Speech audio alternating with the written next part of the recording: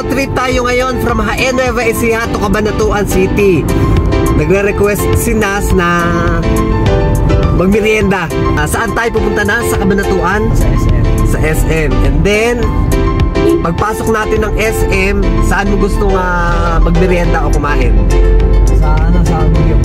Ayan, magsasamgyup daw kami. Total birthday naman yan nung September 26. Ilang taong ka na sa September 26? 18 na. Ayan, 18 na siya nung September 26. Kaya ito yung bali, pangalawang libot namin. Nagkaroon kami ng pre and this time post celebration ng kanyang birthday, 18th birthday. Nandito na kami sa loob ng SM. Kaya lang, bago kumain muna sana, dito kami napasok sa roller skating house. Dito kasi nagyaya si Nash. Kaya nag-rent na lang kami muna ng roller skates. Ayan, dito, sinet up ni Nas ang cellphone niya. Sabay daw kaming mag-roller skates para kita pareha sa frame ng video.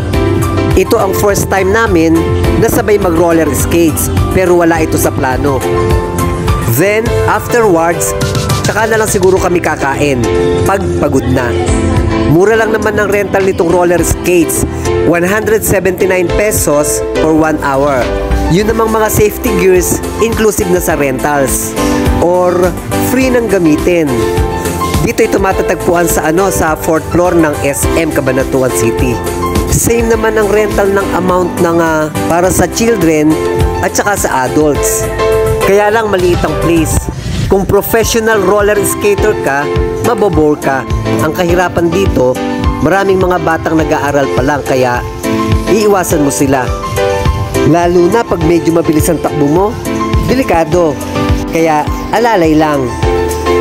Ayan, ito na. Yung tinutumbo ko, medyo maraming tao. Kailangan kong iliko. Kaya medyo na out of balance ako. Oh, di ba? Kahit senior citizen na, carry pa rin. The show must go on, ika nga. Buti na lang wala akong injury.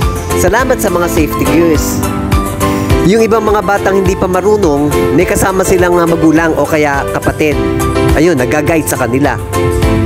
Wala naman kasing for hire na instructor dito para turuan ka. Pero kung matyaga ka naman, kahit siguro walang instructor o guide na magtuturo sa'yo, matututunan mo rin. Kasi ako noon, ganun din, wala naman akong guide, wala nagturo sa akin. Self-study, kumbaga. Natuto rin naman ako. Ayan, to see is to believe, di ba? Eto naman si Nas, sinurpresa ako. Akala ko hindi marunong.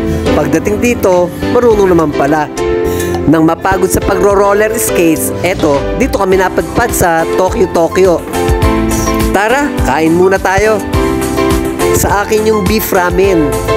Si Nas, hindi ko alam yung in-order niya. Tatry ni Nash tikman ang red iced tea. Pumasa naman kaya sa panlasa niya? Pasado naman siguro. Tara, samahan nyo kaming kumain. Or enjoy watching na lang, guys. Dalawa lang naman kasi itong order namin.